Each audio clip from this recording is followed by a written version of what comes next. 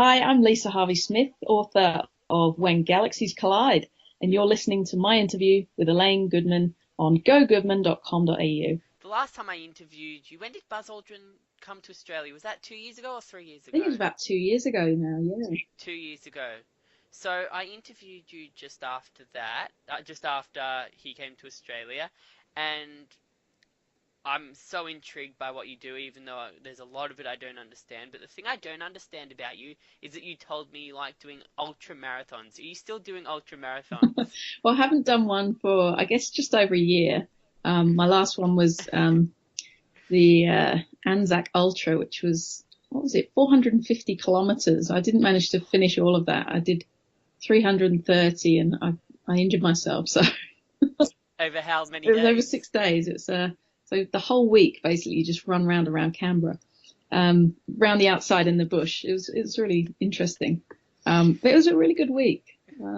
So ultra marathons, a marathon each day, basically. It can be one day where I did 4 marathons in one day once. So it can be lots of different formats, but anything longer than a marathon, basically. Do you have any more coming up, or are you too busy at the You know what? moment? I've been quite busy. I, So I've yeah, heard. I do run. I do run regularly. It's fun. I love running. But yeah, I haven't been kind of doing any crazy ones recently. But I must commit myself to something soon.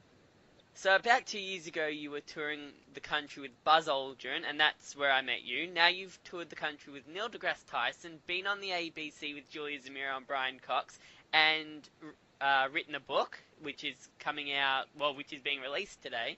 And you've been continually quoted in multiple articles about astronomy and even in Parliament. You've also got a TEDx talk coming up in mid-August, plus all the social media. Do you feel that all this new attention is a direct result of your progression as an astronomer? And do you like the added attention that's coming with your success? Well, I guess it's hard to answer that question, but you know what I love? It's really just getting astronomy out there, and that's what I do. And I think the attention is kind of really about that. So, for example, a couple of years ago, the ABC started this amazing show, Stargazing Live, and it's just been such a success, and it's got people engaged from across the country. We did a world record this year for the most people stargazing, tens of thousands of Australians across the country looking up, all as one. And people have got involved with citizen science projects and all of that stuff I really love. And, you know, what inspired me to become an astronomer in the first place was the people who were on TV and the people who were writing books and getting astronomy out of the universities, out of the boring academic journals and out into the real world, because that's where it belongs. That's what I love. Now, we'll touch on a bit more about the media attention later because I'm a little interested in that as well, coming from my background. When Galaxies Collide is the name of your book, and it's being released today, later today, I believe. Yes, so it's out, it's Yeah. in bookshops. It's been available online for a little while, pre-order, but the real books are out here now, and I've got a couple of copies at home. I'm so excited. I've been signing them and sending them off to people, so it's a real thing now. When galaxies collide, and it's hopefully going to go far. So the first thing is, well, before I get into my actual first question about it, why have you chosen Canberra to release the book? Oh, Canberra's the centre of the universe, isn't it? Everyone knows. No, the Australian National University have a great series of Meet the Author events. So my publishers have arranged for me to speak at the Canberra Meet the Author event, 1st of August. So it's just a fantastic place to launch. They get hundreds of people there. They're really interested. But then I'm launching in various different places as well. I'm doing a TEDx talk in Melbourne and doing a book signing there. Middle of August, and then middle of August also Sydney Science Festival. I have a talk called When Galaxies Collide, and a book launch and a signing, and then a signing Western Sydney. And so there's all sorts of things coming up in Brisbane, and later on I'm also going to do a tour, so speaking tour of the whole country. So big cities, Melbourne, Sydney, Canberra, Brisbane, Adelaide, Hobart, and then some regional centres as well. Perth? Of Perth? course. Did you mention Perth? Perth more important. Yes, yes, we're doing Perth. So very, very exciting stuff coming up, and I'm just going to be everywhere. And hopefully, people will just get involved and get interested in astronomy. So you've given me your word that it's a book for the everyman. It's not too complicated and it clearly explains its points. And from my research, it seems like you're talking about what could happen in 5.86 billion years. So firstly, what is this Andromeda Galaxy coming towards us? And secondly, most people don't know what they're doing tomorrow. Why are you planning for 5.86 billion years down the track? That's a great question. Well, we've got to think about our place in the universe, because what we normally think of on a day-to-day basis is, what am I having for dinner? How am I going to pay my rent? Or, questions. How am I going to get to work when there's no trains because all the train networks are being renovated at the moment? Exactly, and the trains don't fit in the tunnels. All those Exactly. things. But you know what? There's more to life. There's music, and people love music. It takes them to another plane. People love sports, and they love the arts. And I think that's how I feel about astronomy, and I want to share that with people. So the idea of the book is thinking about our connection to the night sky and how humans have lost that connection. In the past, we didn't live in big cities. There weren't streetlights. So every night we would have sat around campfires and families would have looked at the stars and told stories about the constellations, the groups of stars and the named, the Great Bear and the Orion constellation and all those stories from the ancient Greeks and from other cultures around the world. So we've kind of lost that connection. So in the book, I'm really examining our cultural connection to the stars, how we can regain that. And also looking into the future to see how our night sky is going to change, because it's not going to stay the same. Hey, you must know the Southern Cross. On the Australian It's on flag. the flag, yeah. It's on loads of flags. New Zealand and lots of other flags from Pacific nations. I think maybe is it Fiji as well? I think it's on their flag. Yeah. So that constellation in 15,000 years, it won't be there anymore. So where's it going to be? It's going to dissolve because we're moving. We live around the sun in our solar system. The sun lives in the galaxy and it's moving around in an orbit around our galaxy. As all the stars move around the galaxy, they shift in position. So the stars that we see now will all be moving. So in the future, the Southern Cross will be gone and Orion will be gone and it will look completely different. And furthermore, when our galaxy collides with this Andromeda Galaxy, our neighboring galaxy, in about 3.8 billion years, in the whole sky will shift and change, and there'll be new stars and there'll be exploding stars, and the whole thing will just be blown open. The whole sky will look different. It's going to be a fascinating ride. So how do you come to the conclusion that it's going to be 15,000 years before the Southern Cross disappears, and it's going to be, what did you say, 3.1 billion years before we collide with another universe? How does your brain comprehend those numbers? Like, how do you figure that out? How big is your calculator screen to be able to fit that many numbers onto it? Well, yeah, as astronomers generally use, computer code, and we sort of program in where are the stars now, how fast are they moving, and what direction they're moving in, because we can measure those things using very good telescopes that we have nowadays. And then you can predict where they'll move in the future, and you can actually make a computer simulation. So like a computer game, you can see what will actually happen as they move and stretch and change in their positions. So you can actually make a little movie of the stars that you can see in the night sky, how they'll be in 10,000 years time, in 20,000 years time, and you can watch it all change and dissolve. And in terms of the galaxy that's colliding with us, we can actually see it coming towards us. We can actually measure that using a special sort of chemical signal from inside that galaxy. So we can look at the gas in the galaxy, and the fact that the wavelength that's shining at us is moving to slightly lower, shorter wavelengths. That means it's going towards us. And because the waves get squashed up as it moves towards us. So we can actually measure that it's moving towards us at 400,000 kilometers per hour, which is crazy. 400,000 kilometers an hour. That's how fast this galaxy is moving towards us. So with the distance, it gets closer and closer and closer. Quite soon, a couple of billion years, it's going to quite soon. Our Earth is 4.6 billion years old. So, this is a small fraction of the Earth's age, and it's going to be coming towards us. All the spiral arms of our galaxy will unfold, and there is going to be a cosmic car crash of epic proportions. So, are you seeing this, that our whole night sky is going to change? Are you seeing this as a good thing, or is it something we should be worried about for our great, great, great, great, great grandkids? Yeah, I think it's a bit of both. I think what it really says to me, the fact that in the future there are one of two options when the galaxies collide. Either the Earth and the Sun will be shot out into space. So the gravitational forces will ping us out into deep space, and we'll fly out of the galaxy, and we'll end up with no stars around us. So there'll just be complete blackness. That's one option. And the other option is we're not pinged out into space, and we stay within the galaxy as it's colliding. Then the number of stars in the night sky will increase vastly. And instead of blackness with lovely stars in the sky, we'll just see this huge kind of white glow of trillions of stars. So we'll kind of lose our beautiful night sky. So I think the point is we should really appreciate what we have now, because we have a wonderful stable sun with the right temperature, and the surface of the Earth is inhabitable, and it won't be in the future, and our night sky is beautiful, and in the future we might not even have a night sky. So it's all just thinking about these concepts of how lucky we are to live when and where we do. It's a wonderful thing that we live where we do.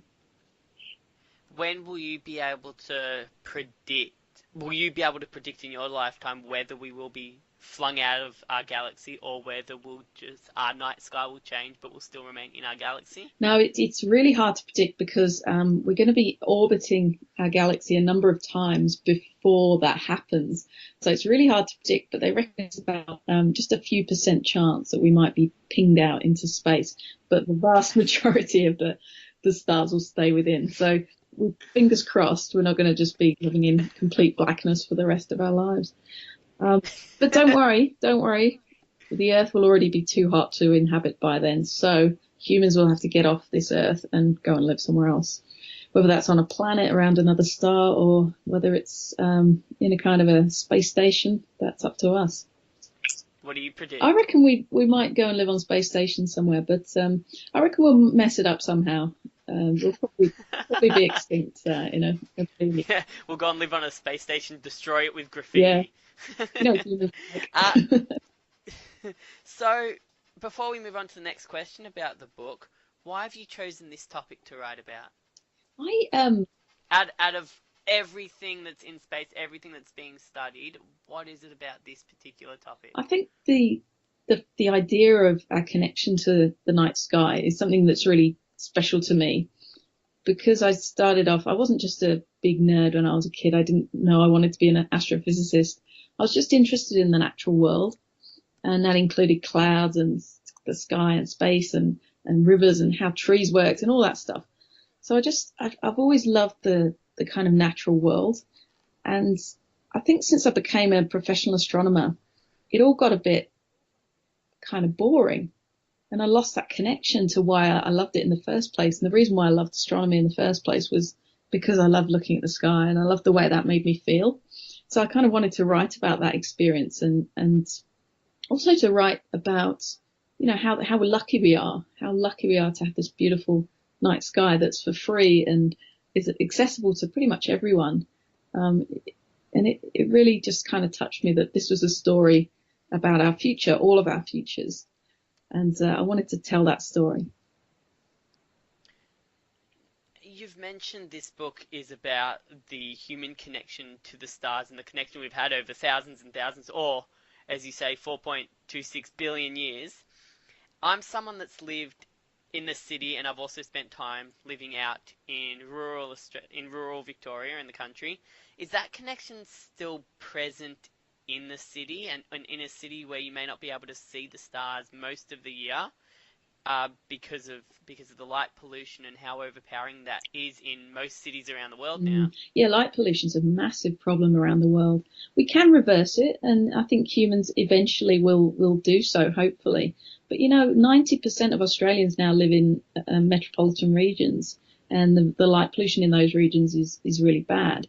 But luckily, there's a huge amount of space in Australia. We're the third best nation in the world for low population density. So that means there's a lot of empty spaces where people don't live. There's no particular light pollution out in the bush. So, it's not really too bad, because even if we live in a city, we can drive out to, a couple of hours out and go camping and enjoy the night sky.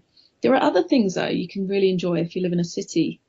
For example, at the moment, we've got 5 planets lining up in the sky. You can see those wherever you are, whether you're in the middle, the Sydney Opera House forecourt, or, out in the bush. You can see Venus out to the west just after sunset.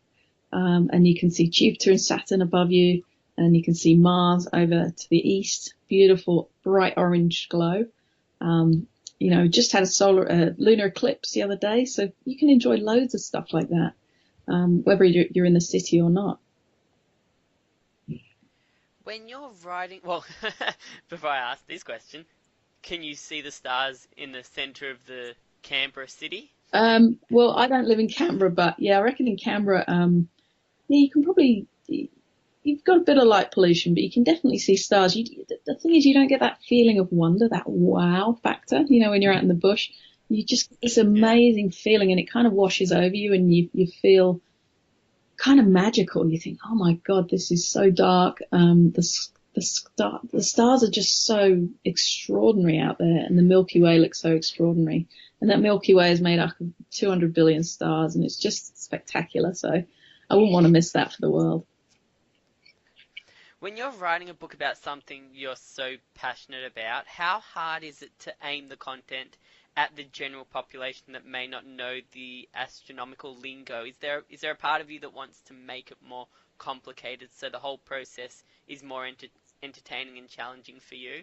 I find hard language, and acronyms and all the things that scientists use to try and make things inaccessible. I find that really annoying. So I've always been on the side of the amateur astronomer and the general public, because I think a lot of scientists do try and obscure things with fancy lingo, and that kind of annoys me. It's a bit of a bugbear of mine. So, I don't find it too hard, but sometimes I find myself using language and I think, would I have known that 20 years ago before I did my degree? Not sure, so I have to kind of check myself. But I certainly wouldn't like to make it more complicated, and I don't find, complicated jargon particularly helpful, because nobody understands the jargon of someone else's job. Like, I wouldn't know your jargon for the things that you do, and you wouldn't know mine. So I find it just human nature to try and obscure things with fancy words, but I try and avoid it where I can. Do you have a favourite astronomical jargon word? Well, I used to work at a place called JIVE, right? That was the acronym of the place I worked. And JIVE stood for Joint Institute for VLBI in Europe. And VLBI itself is an acronym, which is Very Long Baseline Interferometry. The whole thing was just a mess, absolute mess of acronyms nested in other acronyms. Oh my God. And nobody knows what any of those words mean anyway. So it was a complete nightmare. Basically, it was an observatory. We should have said observatory. You have also written a paper that you sent me as well about a month and a half ago, about the process of a star being reborn. And I read it. I don't know if I understood it completely, but I read it. Is watching a star being born, and whether this is a rare occurrence or it's a common occurrence, I'm not sure either, but is watching a star being born something that you need to watch consistently to see the whole process, or can you come and go sporadically and not miss much over a few days? Well, so I watch stars being born, and I watch them dying as well. So there's a couple of things. So the stars being born, God, that takes millions upon millions of years. So that's a very, very slow process. They just basically, loads of gas in space is floating around all over the shop. And that gas just originates from either the hydrogen gas that was created in the Big Bang, and that's been there for the whole history of the universe, or other gases which have come together after other stars die. So it's kind of all this gas floating around. And when a bit of gas kind of gets dense and it squishes up together because of gravity pulling it together, it gets hot, and eventually it all gathers together by gravity and sparks a star. A star is born and lives for millions of years, even billions of years. So that whole process just is so slow. It's really tedious.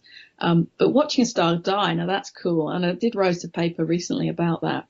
So I was watching a star that's a bit like our sun, and it's going through the process of dying. and it sort of loses its inner fuel, the hydrogen in the core, as it burns it up throughout its life. So its soul. Yeah, and and then it starts burning helium. And when it starts burning helium, because it's run out of hydrogen, it says, "Oh, screw this! I'll try helium." So it's the next smallest substance it can burn, and that's very efficient for the star to do. So it gets a lot hotter very quickly, and then it sort of flies off the surface. So all this gas flies off the surface because this very hot process starts burning. And that's a thing I was watching recently in a particular star that was over 30 years transforming from, I think it was about 30,000 degrees, its temperature, to about 60,000 degrees. So it went through this enormous transformation in 30 years. We saw its temperature change by that much, by 30,000 degrees. And all this sort of gas flew off and it became a planetary nebula. So it's quite remarkable that a process that can take billions of years for a star to kind of go through its life, and suddenly it can really change a lot in a space of 30 years. So that was pretty cool to watch, and quite an unusual thing in astronomy. So that process of it dying took 30 years? Yeah, well, this process has gone for 30 years so far, but it will continue for probably about 10,000 years more. So we'll be able to watch it. How much? Successive astronomers after I'm gone will be able to watch it and literally watch it in real time changing, which is so cool. So how long did you get to watch it for before you wrote the paper? Well, I watched it. I gathered old data that was from 1991, and I was only 11 then. So obviously I didn't do that work, but it was kind of put in the archive of the telescope. And I got those data out from 91, and then some from 95, 1998, and 2000, and I kept grabbing data later. So I got some up to 2018, and I studied it for about 4 years myself. And then I shoved all that together and figured out what was going on. And it's quite a long study, but I was pleased to get the work done in the end. Well, how do you, when you mention all these different gases, are all these different gases visible to the human? Like, because in real life, gas is an invisible thing. Yeah. So, is gas visible in space? Gas is only visible when it's glowing really hot. So to our eyes, we can only see it if it was glowing very brightly. And there is nothing, I'm trying to think of anything in the night sky that we can see with our naked eye that's just gas. And not really, because it's very, very faint. So if our sun at the end of its life, if it turns into a glowing ball of gas, and it didn't wipe out the Earth, which it would, but let's just say we traveled in a spaceship to one of those regions, we probably would just be able to see it with our eyes. But actually, they're very faint, and it takes a huge telescope, a lot of time, a long exposure to actually see the gas. So no, unfortunately, with our naked eye, we can't really see these things. But when we have telescopes and we stare for a long time, they look absolutely spectacular. So, if you can't see the gas, how do you know what stage of destruction the star is at? So we use the Hubble Space Telescope, which is very sensitive, and colleagues of mine stared at this object for a long time with the Hubble Space Telescope, made a really awesome picture, and they can measure the different colours very precisely.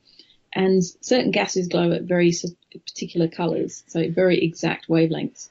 So we measure that this particular wavelength, that's definitely hydrogen, or this particular wavelength, that's definitely oxygen. So we can measure that very specifically and compare it to the colour that we see in the laboratory when we actually burn that gas in the lab. So we can tell from experiments on Earth what's out there in space.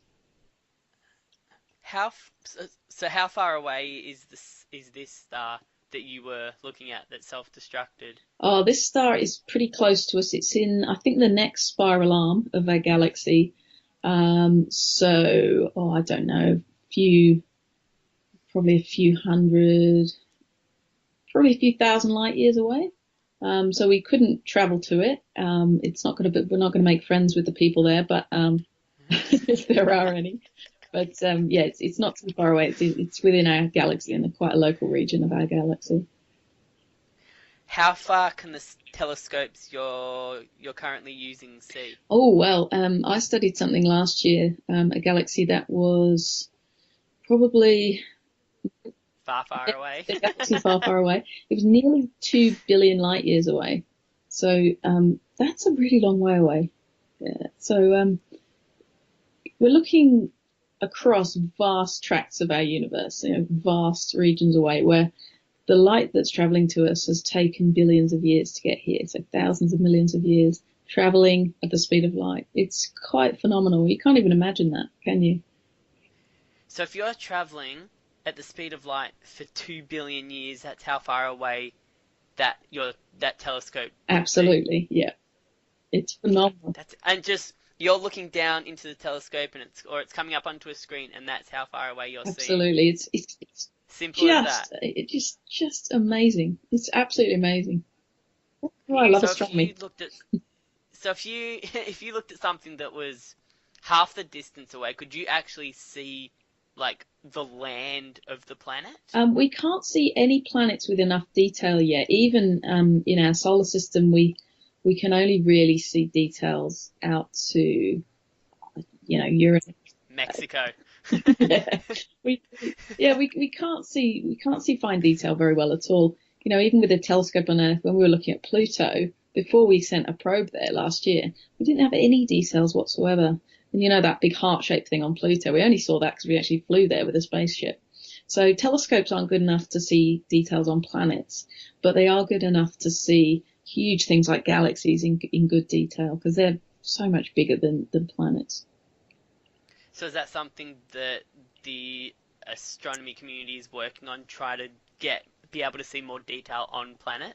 We can't really do that because we'd have to build, even if we build a telescope the size of the planet, which we actually have done. We get radio telescopes, the little dishes, like little satellite dishes, and we put them all over the Earth, and then we look at the same object with all those radio dishes, and we can actually make pictures with of objects in space. And we do that, and that's the biggest telescope you can imagine building, is one the size of the Earth, essentially. And even with that, we can't see any details on planets. So we'd have to build one the size of the solar system. And at the moment, that's probably beyond what we can do. But, in a 20, 30 years, who knows? Who knows what we could do? So, it's exciting times.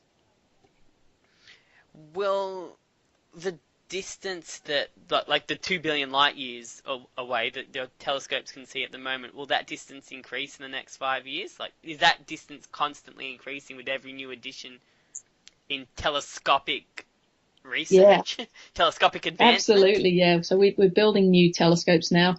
Every extra bit of surface area that you have on a telescope improves how far away you can see. So at the moment, we can occasionally see objects, right across the other side of the universe. But we'll be able to see lots and lots more detail, lots fainter objects as we build more and more telescopes. We're doing that currently with an international square kilometre array telescope in WA, and every year now we're adding and adding and adding to that. So it's fantastic. The extra kind of sensitivity that we're getting is just phenomenal. And in 20, 30 years, we're going to have enormous area of telescopes across that land in WA, and we'll just be able to see basically every bright object throughout the history of the universe, which is so cool. Will we be able to see back in time or into the future anytime soon? Back in time, definitely. Yeah, every Really? single telescope looks back in time because it just sees the light that's coming to us right now, which took billions of years to travel to us. So we are seeing the light that came from billions of years ago. So we're literally looking back in time. It's quite amazing. But we don't know a way to look forward in time. And if we did, I think we'd just be doing the lottery, wouldn't we? True. You've got the human race down pat, Lisa. What do you want readers to gain from reading your book? I want people, when they read When Galaxies Collide, to laugh, to see that astronomers are human and real, and we do funny things and make mistakes, but that astronomy is for everyone. It's for you. It's for free, and you've really got to take part in it. It's not something to just read about and think about. get out in your garden, get out in the local park and have a look. There are these free apps you can get for your smartphone. Skyview is one of them. There are lots of others. And you can use kind of augmented reality. So you just point your phone up to the sky. You see a star, you point at it, and it tells you what it is. And it tells you how far away it is and what it's called and what type of star it is. And, there's all these amazing things you can do. You don't have to be a big nerd. You just go out and get an app and go, oh, my God, there's Jupiter. Or, oh, my God, there's the International Space Station. And your app tells you everything. So just get involved, have a go at it. And it's really for everyone. What's that app called? There's one called Skyview. That's one that I use, and it's free. But I think there are plenty of others. As we mentioned, you've also got a TEDx talk coming up too, which you said is in Melbourne in 2.5 weeks. I think you said the 14th. I think the 13th or 14th, yeah. 13th or 14th. It's good that you're not quite sure what date it is. I've got a few talks coming up, so. Which ties in with the whole added public speaking aspect of your climb into the spotlight, if you want to call it that. Is your talk going to be based around your book? It is, in a way. It's based around the book, but TED Talks are very short. So this TEDx is really going to be about our connection to ancestors through the stars. So it's kind of a theme within my book. But one of the nice stories that I thought of recently was I was trying to think back because a journalist was asking me, when did you first look at the stars? And I thought, I don't remember that, and then memory started coming back, and I remembered when I was very young looking at the stars with my dad in the garden. And the fact that, I thought, well, my dad wasn't really into astronomy, so why did he show me the stars? And then I had a conversation with him about it, and he remembered that his dad had showed him the stars. And I never knew my granddad because he died when I was very young, when I was a baby. But, he kind of passed his love of the stars through my dad to me. And I found that really lovely, that intergenerational aspect of it. So I'm going to talk somewhat about that and how the night sky connects us to our ancestors in a very real way. Because the sky stays the same for so long, when you sit and look up at the stars, you're literally experiencing exactly the same sky that your great grandmother saw, 1,000 years ago. It's just a wonderful way to connect through the generations.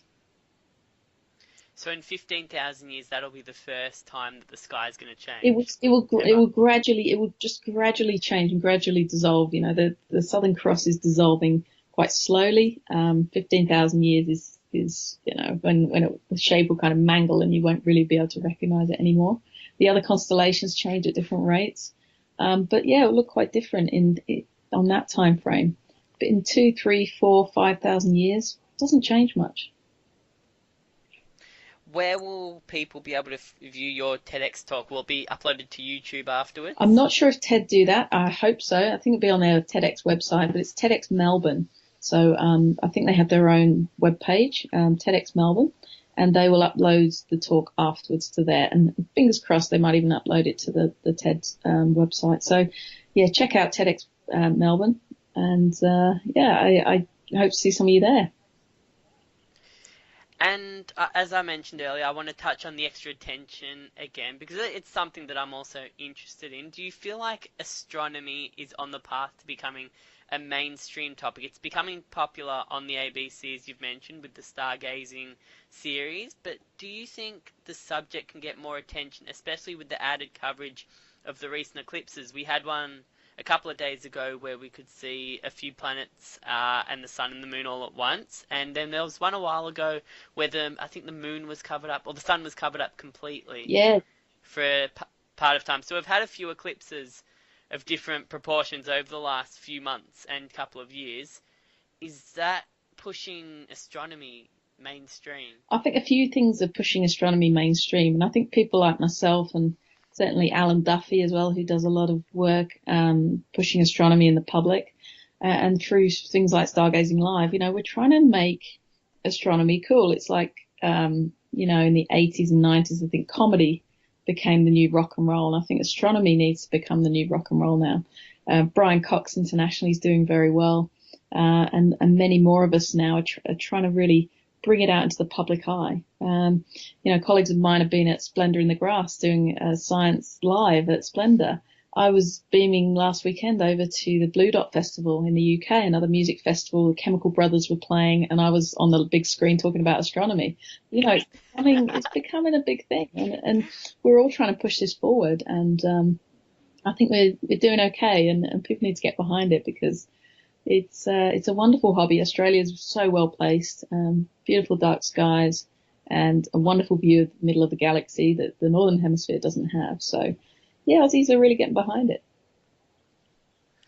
And were you prepared to be somewhat of a face for this rise in attention? Is it something that took you a little while to get used to being in front of cameras and crowds, or were you always comfortable in that environment?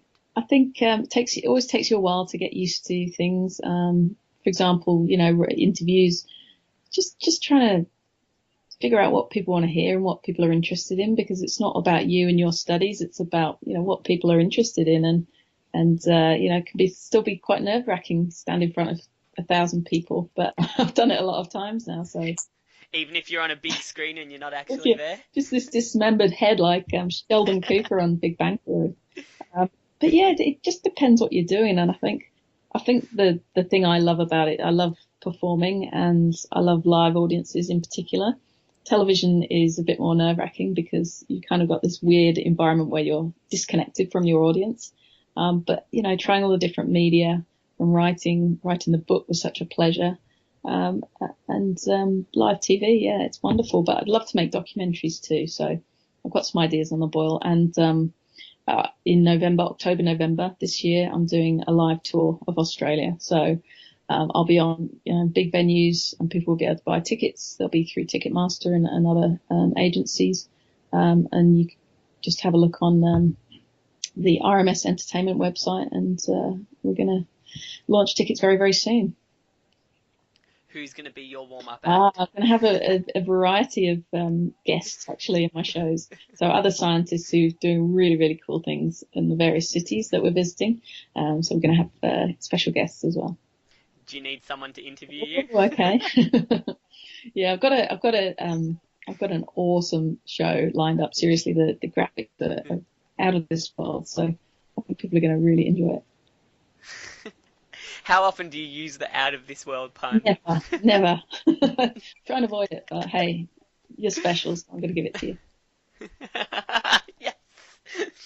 And the other thing is, well, before we go on to the last question, yeah, you mentioned it's part of just being open and figuring out what people want to hear, but I think part of that is being unscripted. Like, as an interviewer, I'm trying to think of questions that you may have not been asked or go down different paths that you may have not gone down with in other interviews. And maybe that's part of putting my sense of humor into it as well and making you laugh and hopefully making you feel a little bit more relaxed. But then that opens you up and that gets that honesty and it gets you thinking as well. And that's what people want to hear is they want, it sounds bad, but they want to see you struggle for an answer because then you're going to bring out your absolute honest answers. I think that's right. Yeah. If things are formulaic and scripted, it just gets boring. It really does. So I think, you need to push people and, get to see the real them. And that's what I try and do in my book. Really write about some of the mistakes I made or, the funny stories or things that have happened in my career that maybe didn't go to plan. And, that vulnerability. You blew up a star. Telescope, whoops. Some cool stuff in. So finally, where can people find you? And something that I always find interesting with all different kinds of people I interview is what's your relationship with social media like? Yeah. Does it feel like it's part of the job or does it feel like an extra hurdle that just naturally comes with popularity? I love social media. I mean, I have my website, lisaharveysmith.com, but I'm on social media. Twitter's big. Lisa Harvey-Smith's my handle. It's pretty easy. Or Professor Lisa Harvey-Smith on Facebook. I'm just getting into Instagram. I'm a bit old, so, I'm not as cool as the young people using Instagram, but I do post pictures on there and people can connect with me on there. It's pretty much always just my name, so people can find. Why do you love it? Do you know what? Why do I love social media? Because I can actually interact with people. It's kind of like a live audience for me because, I post something, someone else posts back. And, I might be putting a picture of Mars or something, and someone in Tweed Heads or something will post their picture of Mars, and we can chat. And, I can talk about my book, and someone else can show me a picture of their copy, and, I've signed it, and, we kind of get a relationship up. I really like that because it's not just me dictating to other people or them dictating to me. It's a conversation. I love the personality of social. Lisa, it's always fun. This is the second time we've done it. I hope we can do it many, many more times in the future. And it's always a pleasure. You're always happy to laugh and be a bit silly and answer some cool questions and make things, as you say, understandable for the everyday man. So thank you for simplifying everything that you do. It's an absolute pleasure to talk to you. Awesome. Cheers.